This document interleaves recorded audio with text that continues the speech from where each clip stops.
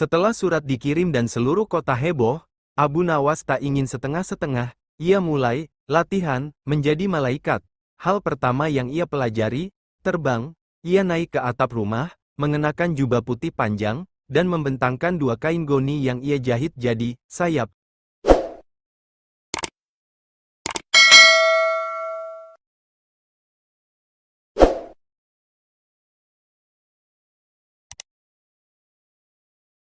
Pagi itu, langit Baghdad cerah seperti biasa. Namun yang tak biasa adalah senyum lebar Abu Nawas sejak bangun tidur. Ia berjalan mondar-mandir di halaman rumahnya sambil sesekali mengusap dagunya yang dipenuhi jenggot tipis. Sudah cukup aku jadi manusia, gumamnya pelan. Terlalu banyak sandiwara di dunia ini, saatnya naik pangkat. Ia lalu duduk di atas bangku kayu yang sudah agak lapuk, menatap langit biru dengan sorot mata penuh harapan. Kalau manusia saja bisa naik jabatan dari tukang sapu jadi menteri, kenapa aku tidak bisa naik dari manusia jadi malaikat? Seekor kucing lewat, melirik aneh ke arahnya. Tapi Abu Nawas mengangguk serius, seolah mendapat persetujuan dari makhluk itu. Ya, benar, malaikat. Mereka tidak berbuat dosa, tidak digoda dunia, tidak kena pajak, dan tidak repot mikirin harga sayur naik. Dan sejak saat itu, Abu Nawas pun mantap. Ia ingin melamar jadi malaikat. Abu Nawas mengambil secarik kertas, sebuah pena bulu, dan mulai menulis dengan penuh semangat, Yang Mulia Penguasa Langit dan segala cahaya. Dengan ini saya, Abu Nawas bin Abu Siapa, dengan rendah hati dan sedikit harapan, ingin melamar menjadi salah satu anggota kehormatan malaikat. Saya tidak minta gaji, tidak minta jatah rumah dinas, hanya mohon diberikan sepasang sayap yang bisa dilipat dan sedikit sinar suci agar saya bersinar di malam hari. Saya siap kerja lembur dan tidak akan minta cuti kecuali hari raya. Selesai menulis, Abu mengecap surat itu dengan jempol kakinya, lalu menatap hasil karyanya dengan bangga. Kalau manusia bisa melamar kerja dengan CV biasa, masa aku nggak bisa kirim lamaran ke langit, gumamnya. Ia pun menggulung surat itu, mengikatnya dengan benang wol bekas, lalu mulai mencari jasa pengiriman yang tepat, yang bisa menjangkau langit. Abu Nawas berdiri di depan rumah sambil membawa surat itu di tangannya. Ia menunggu seekor burung merpati yang biasa mampir ke jendela dapurnya tiap pagi. "Ah, kau datang juga, kurir surga," katanya sambil menyelipkan surat di kaki si merpati. Merpati itu tampak kebingungan, tapi karena sudah terbiasa dengan kelakuan Abu Nawas, dia pun diam saja. "Terbanglah setinggi-tingginya. Jika kau lihat cahaya paling terang di langit, jatuhkan surat ini di sana," ucap Abu dramatis. Itulah kantor pusat langit. Dengan tatapan serius seolah sedang menjalankan misi kenegaraan, ia melempar burung itu ke udara. Si merpati terbang berputar sebentar, lalu pergi ke arah matahari.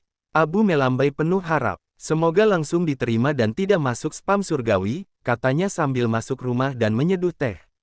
Hari itu, penduduk sekitar hanya bisa menggeleng heran melihat tingkah si filsuf absurd itu. Keesokan harinya, kabar aneh itu menyebar ke seluruh penjuru kota.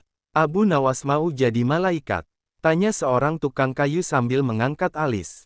"Dia terlalu banyak tidur siang kayaknya," jawab tukang siomay yang kebetulan lewat. Tapi anak-anak muda malah tertawa riang dan bersorak, "Abu Nawas hebat. Pekerjaannya naik level." Seorang ibu rumah tangga yang biasa kesal pada ceramah-ceramah nyeleneh Abu berkata, kalau dia beneran jadi malaikat, bisa-bisa surga jadi tempat stand-up komedi. Di pasar, banyak yang membicarakannya. Ada yang sinis, ada yang penasaran, tapi tak sedikit juga yang diam-diam kagum. Setidaknya Abu berani berpikir di luar nalar, atau di luar dunia, kata seorang kakek bijak. Dan di tengah kehebohan itu, Abu Nawas justru tetap tenang. Ia duduk di pinggir jalan, membaca buku tentang bintang, sambil menunggu, mungkin balasan dari langit. Melihat kekacauan yang mulai muncul di masyarakat, beberapa ulama dan cendekiawan kota datang mengunjungi rumah Abu Nawas. Mereka datang dengan maksud menasihati, atau minimal memastikan Abu belum kehilangan akal sepenuhnya. "Wahai Abu, kami dengar kau ingin jadi malaikat.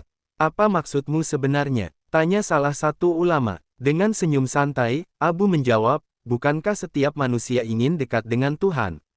Kalau banyak orang mengejar jabatan dunia, aku hanya mengejar posisi yang lebih dekat dengan langit." Ulama itu tersenyum tipis, tapi menjadi malaikat bukanlah profesi yang bisa dilamar begitu saja. Abu mengangguk, "Betul, Tapi jika manusia tidak bisa melamar jadi malaikat, setidaknya aku ingin hidup seperti mereka, jujur, sabar, dan tak tergoda dunia. Semua terdiam. Leluconnya terasa mengandung makna, lucu, tapi menamparkan. Dan disitulah kejeniusan Abu Nawas, bercanda yang menyadarkan. Setelah surat dikirim dan seluruh kota heboh, Abu Nawas tak ingin setengah-setengah. Ia mulai latihan menjadi malaikat. Hal pertama yang ia pelajari, terbang. Ia naik ke atap rumah, mengenakan jubah putih panjang, dan membentangkan 2 kain goni yang ia jahit jadi sayap di bawah. Anak-anak berkumpul, penasaran. Abu, mau apa kau? Aku mau latihan terbang. Malaikat tidak boleh takut ketinggian, jawabnya santai.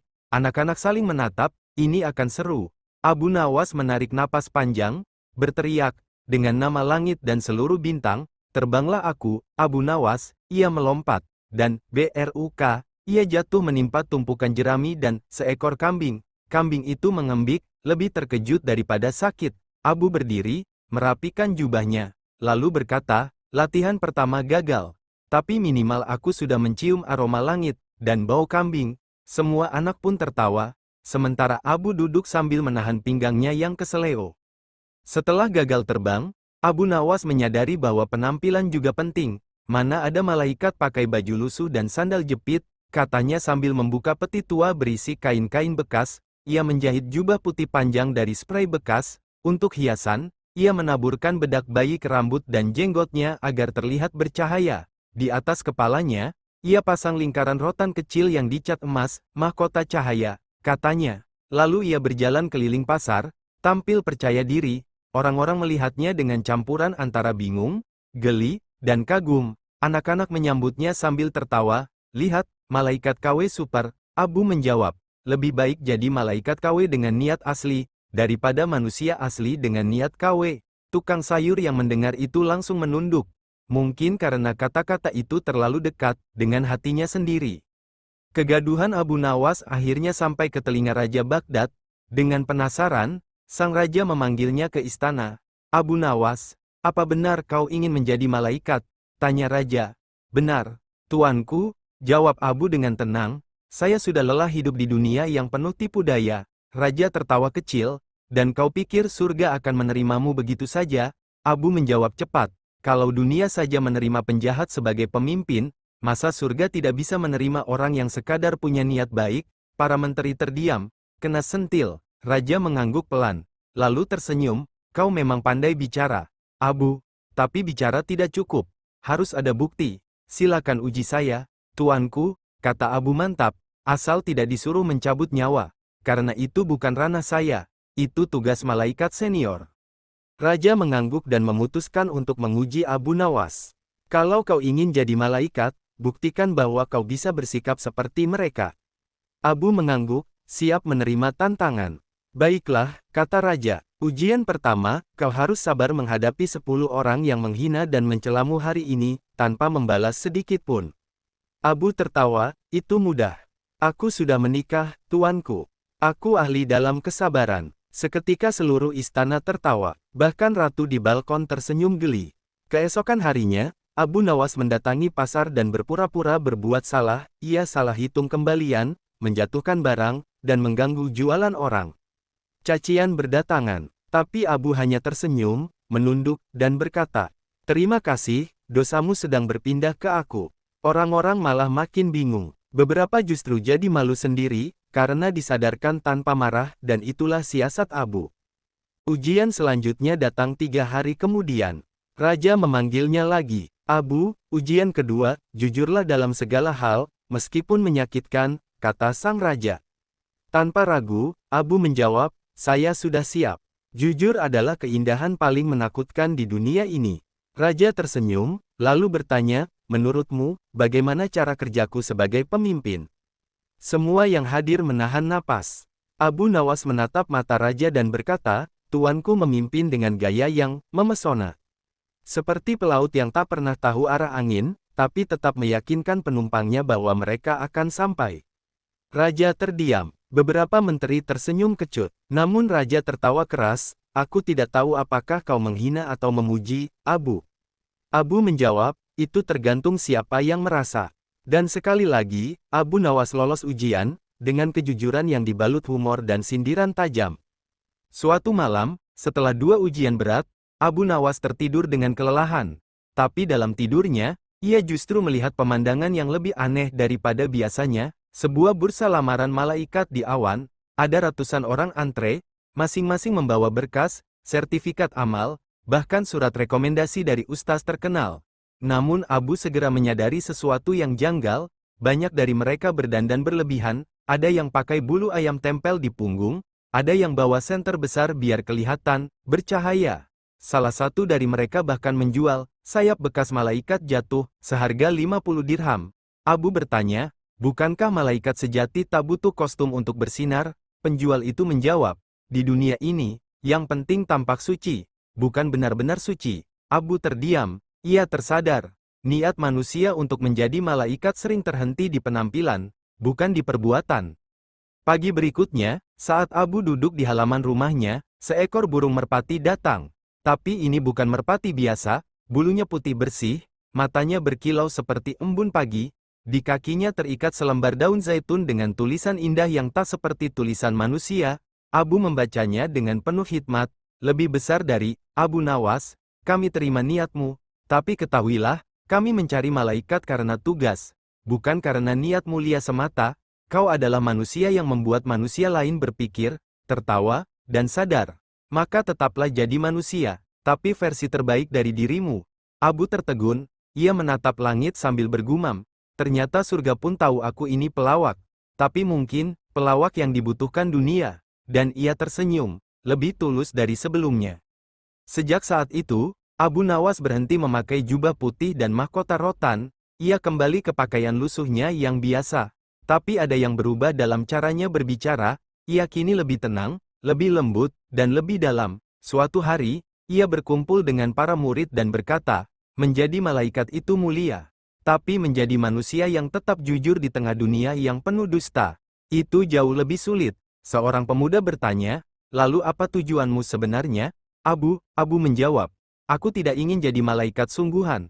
Aku hanya ingin menyadarkan orang, bahwa hidup bukan soal jabatan, pakaian, atau label suci, tapi soal bagaimana kita memperlakukan sesama dengan ikhlas. Dan hari itu, semua yang mendengarkan terdiam. Bahkan angin pun berhenti berbisik, seolah tak ingin mengganggu momen kebijaksanaan itu. Malam harinya, Abu Nawas duduk di halaman rumah sambil menatap langit penuh bintang. Ia menulis catatan kecil di atas pelepah kurma, lalu menyimpannya di bawah bantal. Isinya, lebih besar dari, wahai siapapun yang ingin jadi malaikat, jangan mulai dari langit, mulailah dari bumi, bersihkan hatimu, luruskan niatmu, ringankan langkahmu untuk menolong sesama. Jika kelak surga datang, biarlah itu sebagai hadiah, bukan tujuan utama. Keesokan harinya, anak-anak yang biasa bermain bersamanya membaca catatan itu dan menempelkannya di dinding masjid. Tulisan itu kini dikenal sebagai Surat Abu Nawas untuk malaikat yang gagal lolos tes dunia. Dan dari hari itu, banyak orang mulai berlomba jadi manusia baik, bukan sekadar jadi manusia yang kelihatan baik. Di suatu malam yang sunyi, Abu Nawas kembali duduk di bawah langit. Ia menatap bulan yang bulat sempurna, seolah sedang menatap wajah Tuhan dalam bentuk cahaya. Dengan suara pelan, ia berdoa, ya Allah, jika aku tak layak jadi malaikat, maka izinkan aku menjadi manusia yang tak mempermalukan ciptaanmu. Bintang-bintang seolah berkedip, menjawab harapannya, dan angin malam bertiup lembut, mengangkat sebagian jubah lusuhnya, seolah memberi pelukan kecil dari langit. Hari itu, dunia tidak berubah, tapi hati mereka yang mendengar kisah Abu Nawas, sedikit lebih hangat, dan sedikit lebih sadar. Karena kadang, malaikat tidak turun dari langit, tapi muncul dari dalam manusia, yang terus belajar untuk ikhlas dan waras.